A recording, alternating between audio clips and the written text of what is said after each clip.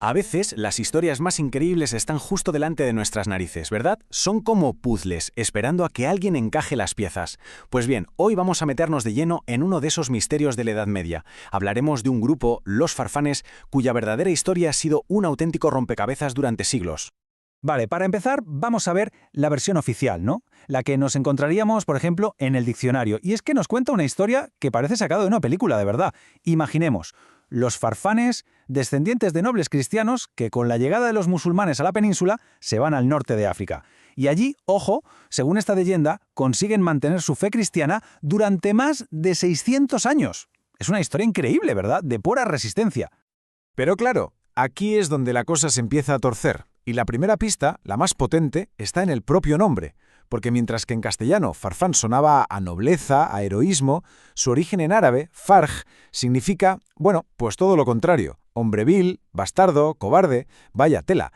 Entonces la pregunta es obvia, ¿cómo puede ser que el mismo nombre signifique algo heroico y a la vez sea un insulto?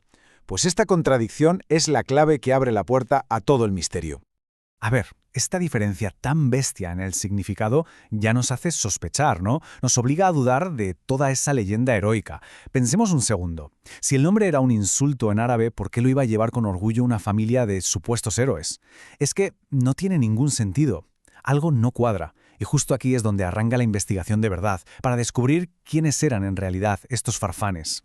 Y la primera gran prueba de que la leyenda hace aguas es el silencio. Es que es increíble. Si de verdad un grupo cristiano tan relevante vivió 600 años en el Magreb, donde los cronistas árabes lo apuntaban todo, ¿cómo es que no hay ni una sola mención de ellos? Ni una. Durante siglos. Es como si se los hubiera tragado la tierra. Un silencio total y absoluto hasta ya muy avanzado el siglo XIV. La segunda pista tiene que ver con su identidad, con sus nombres. A ver, pensemos en los mozárabes, otros cristianos que vivían en territorio musulmán. Muchos, con el tiempo, adoptaron nombres árabes, era lo normal. Pero los farfanes, pues no. Sus nombres eran castellanos de pura cepa.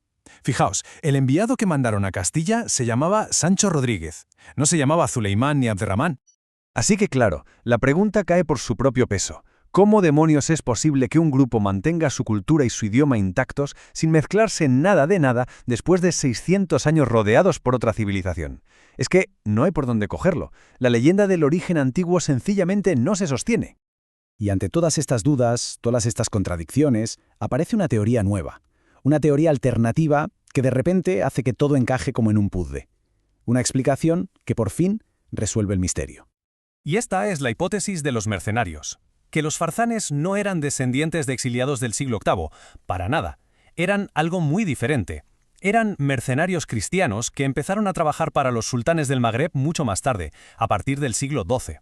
Su historia no habría empezado por una huida por motivos de fe, sino por un contrato militar. Y de repente, ¡zas!, todo tiene sentido. A ver, punto por punto. Su fama de guerreros, lógico, eran soldados de élite. Su estatus especial y que no se mezclaran, también. Eran un cuerpo militar extranjero. Y el nombre despectivo, pues claro, muchas veces eran la fuerza de choque del sultán contra su propia gente. Y por supuesto, que fueran bilingües era una herramienta de trabajo fundamental para negociar con reinos como el de Castilla. Pero ojo, que descubrir que eran mercenarios es solo la mitad de la historia. Porque lo que pasa después cuando vuelven a la península, eso es quizá todavía más alucinante. Nos vamos a finales del siglo XIV. El poder en Marruecos se está viniendo abajo. Hay luchas internas, crisis económica, un caos. Y en medio de todo eso, los mercenarios farfanes se quedan sin trabajo y sin futuro. Así que unas 50 de estas familias deciden hacer las maletas y poner rumbo al reino que estaba en pleno auge, Castilla. Y su ascenso en Castilla es fulgurante. Fijaos en las fechas, que es increíble. En 1390 llegan, solo 4 años después, el rey ya les está dando privilegios y perdonando impuestos. Damos un salto de siglo y medio y sus descendientes ya son considerados nobleza de toda la vida. Y para 1609 ya tenemos a un farfán siendo caballero de la Orden de Calatrava, una de las más prestigiosas. Pasaron de mercenarios a élite en poquísimas generaciones. Una locura. Vale, pero ¿qué pasó con ellos como grupo, como comunidad?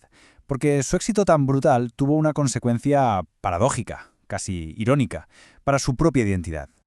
Como explica muy bien el historiador Felipe Maillo Salgado, su propio éxito fue, irónicamente, su perdición como grupo. Se integraron tan bien en la nobleza castellana, con bodas, ascensos y demás, que su identidad como farfanes se fue perdiendo. Para ser aceptados como nobles de toda la vida, tuvieron que enterrar su pasado de mercenarios. Al final, Farfán dejó de significar lo que significaba. Ya no era uno de los cristianos que vinieron de África. Pasó a ser simplemente un apellido más. Toda su historia como grupo se disolvió, absorbida por completo por la sociedad de Castilla. Y esta es un poco la reflexión final, ¿no? El viaje de los farfanes, desde mercenarios con un nombre que era un insulto hasta nobles de alta cuna, nos demuestra algo genial, que a veces las historias más alucinantes no están en los grandes libros de historia, sino escondidas en algo tan normal como un apellido. Y esto nos deja con una última pregunta en el aire. ¿Cuántas otras historias como esta estarán ahí, enterradas en un apellido, esperando a que alguien las descubra?